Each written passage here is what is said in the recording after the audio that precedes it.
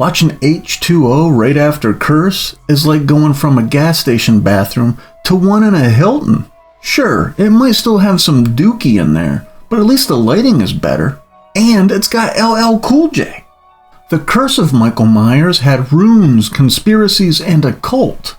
20 years later had Jamie Lee Curtis, wine, trauma, and trauma about wine. But I'll take mommy issues over magic rocks any day.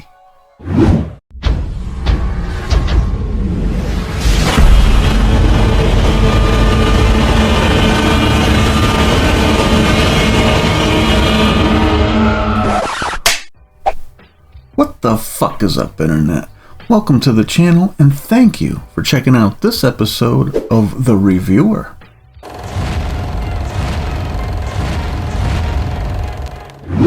H2O is a direct sequel to Halloween 2 from back in '81, and surprise, Michael Myers isn't dead.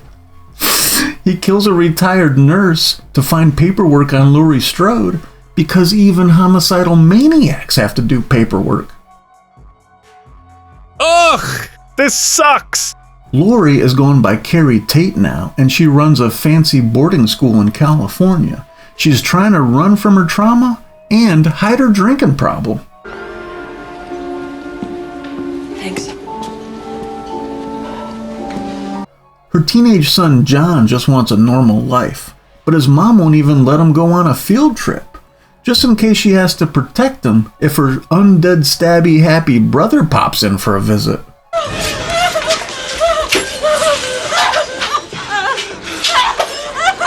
Michael shows up at the school, kills off all the disposable teens, and even yeets Laurie's boyfriend right in front of her. She's gonna be drinking her ass off after this one. After finally figuring out what's happening, she decides to fight back. She grabs an axe and goes full Final Girl on Michael's ass.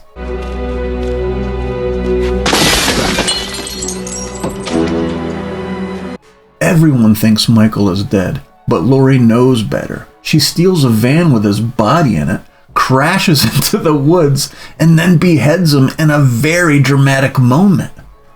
There's no way he survives that. My initial thoughts and my first impressions after watching this movie for the first time and who knows how long, it's shot really well. Like, it looks good. It's a pretty ass movie. It's dark, it's gritty. At the beginning of the movie, the Halloween vibe is pretty much set, right? We go out to California, so that kind of changes. It's just nighttime there. But I don't think this is a very good Halloween movie. I think it's pretty boring. None of the kills are cool. Two good kills out of the whole movie. Michael is, I will get into Michael, but Jesus, man, what a pussy.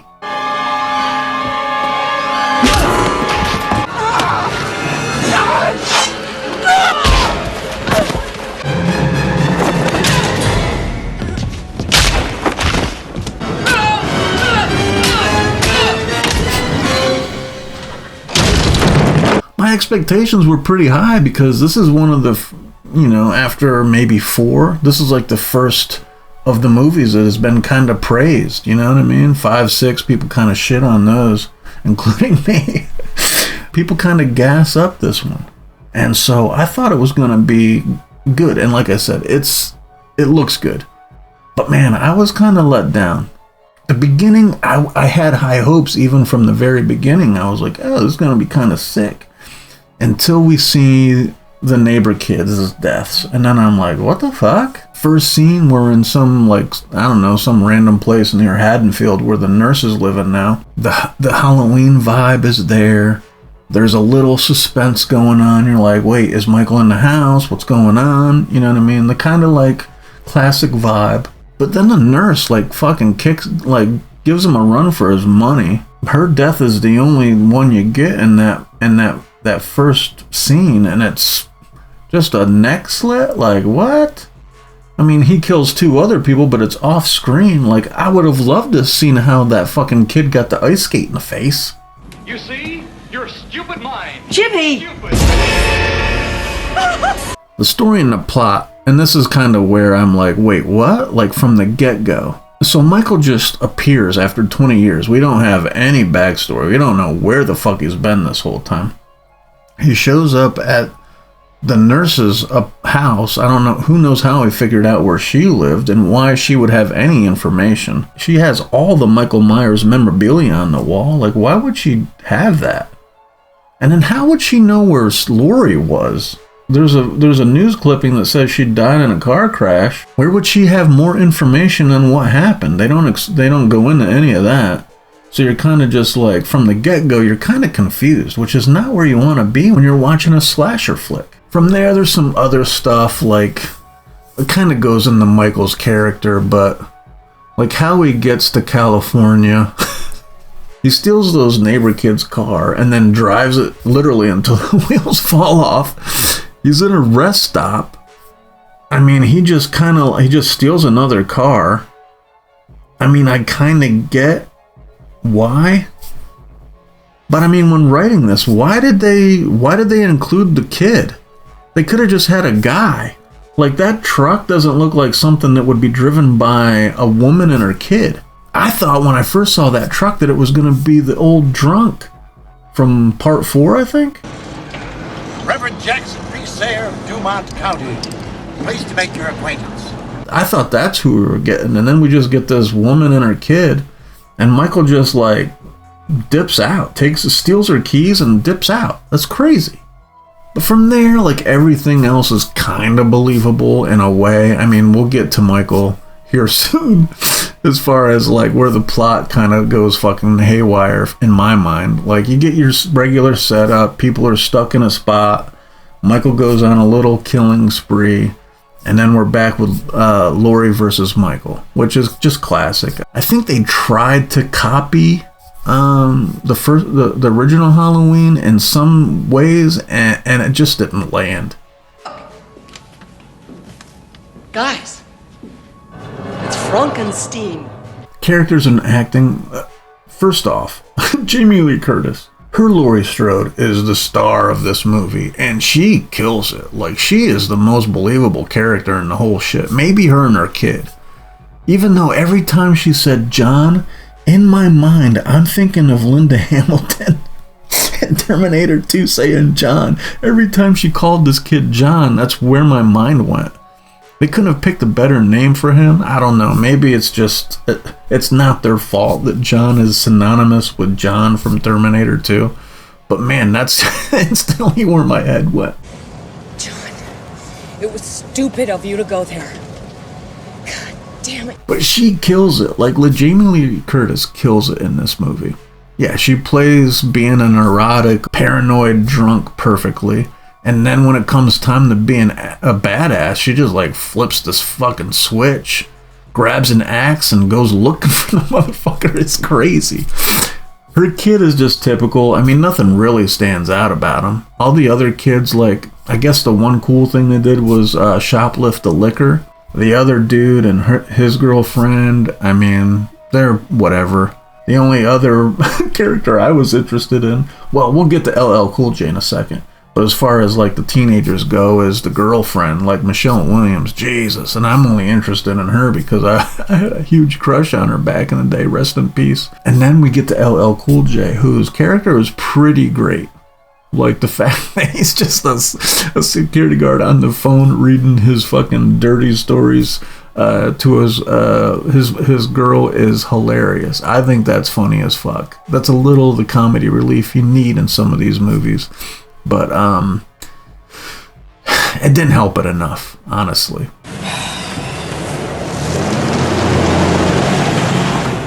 Psycho. Michael, I gotta talk about, this is like the weakest fucking Michael Myers I've ever seen. Right? Other than when he kills the fucking boyfriend by lifting him up with a knife, and, you know, he comes down from the banister, he looks kind of tough there, flipping the tables.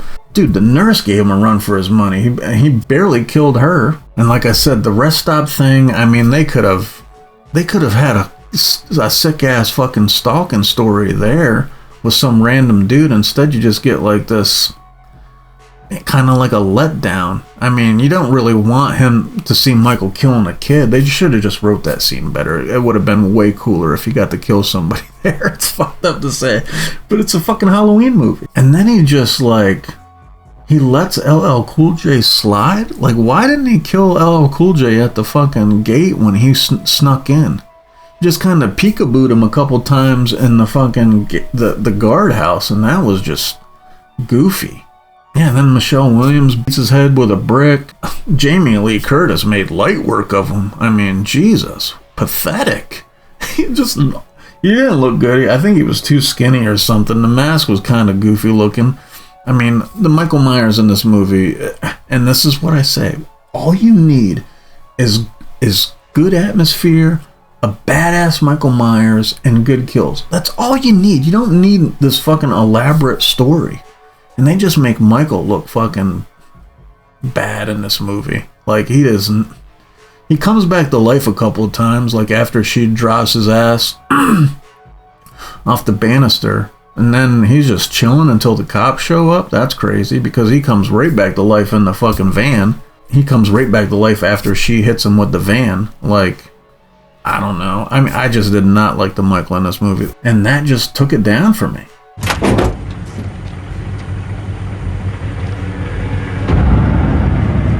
The movie looks good. The direction of the movie, the cinematography, all that, it looks good. It's a good looking movie. Minus the story and plot.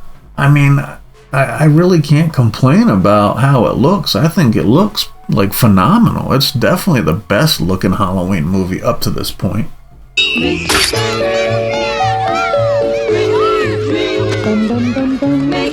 The atmosphere is pretty good. We get what we want. We get our Halloween vibe at the beginning. It kind of sets the tone. I mean, there is some daytime stuff like the fucking the rest stop, which is kind of corny. But then we get all of our people trapped in a spot. All of our victims. Michael's fucking creeping around. The music is good. I had no complaints about the music. And it was dark. And there was creepy parts where you're like, where the fuck is he? Where the fuck is he? You know what I mean? And so the atmosphere is pretty good.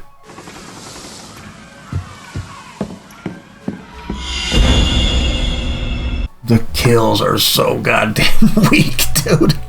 The kills are atrocious. First off, we get the nurse kill.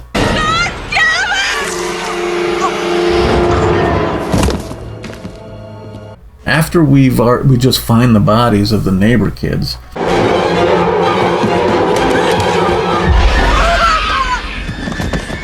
Still want to know what went down for the one kid to get the ice skate in the face. That would have been sick to see. And then we don't get another kill until he kills the other teenage boy. And we don't even see that. We just see his body. Charlie, what are you... His girlfriend does get beat up pretty bad. Like when the elevator lands on her foot and she's crawling, he did fucking stick her in the side. But then you don't see anything but him just kind of going ape on her ass. I mean, which is pretty violent, but you don't see shit. Please!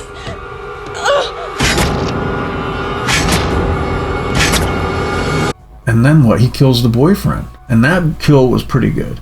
That was a good kill. Him holding... I mean, that was the only real time that Michael looked like a badass. When he fucking stuck the boyfriend and lifted him in the air. Like, that's kind of his trademark. That was pretty sick.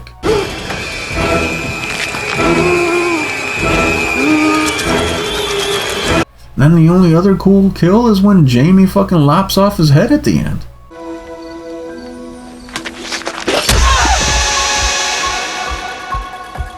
Other than that, I mean, dude, the kills are weak as fuck in this movie. The conclusion is that this movie looks great. There are aspects of it that I do like. Like, I love Jamie Lee Curtis in this. I feel like she rocked. But Michael's bad.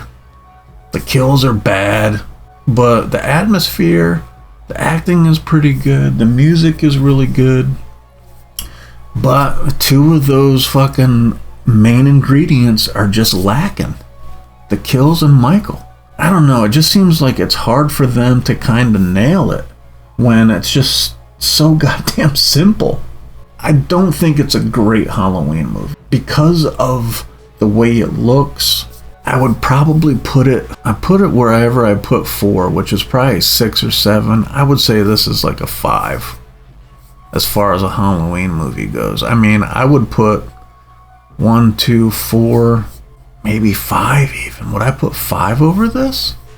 Hey, honey. What's up? Where'd you go? I don't know, some car at the gate. I'm gonna have to call you. I would recommend it just because of Jamie Lee Curtis and the way that it looks. And I mean, it's just kind of like a timeline you have to follow. 1, 2, and then we get the next one, which if people like this one and then shit on the next one's gonna be a nightmare. I forget. All I remember from the next movie is the Busta Rhymes beating his ass in the basement. That's all I really remember. All the other details are pretty blurry. So, I mean, it's going to be fun to watch just because I haven't watched it in a while. But because you have to... This timeline, I feel like you still kind of... You have to watch this timeline just to see it. So you have been living with this for 20 years? Like I said, I would put this behind 4... Just because it looks good and because Jamie Lee Curtis is a badass in it, I'll put it over 5. I gotta write down the rankings I gave these. I mean, at the end of the series, I'll do like an actual ranking list. But I'm thinking it's like a 5. It's middle of the road. It's got 2 of the main ingredients, but it's missing the other 2, so it's fucking mid. Hey, What's going on, baby? I don't know. The only other real thoughts I have about it is that I do think it's kind of cool that they put Jamie Lee Curtis's mom in the movie. You know, her like the psycho car and all that. But man, did it feel forced as fuck. I knew her mom was in it, but man, they really forced that. I know it's not my place. If I could be maternal for a moment. And that's my review. Let me know in the comments what you think. Did I nail it, or am I totally fucked in the head? Anyway, that's all I have for now. I'll catch you on the next one. Later.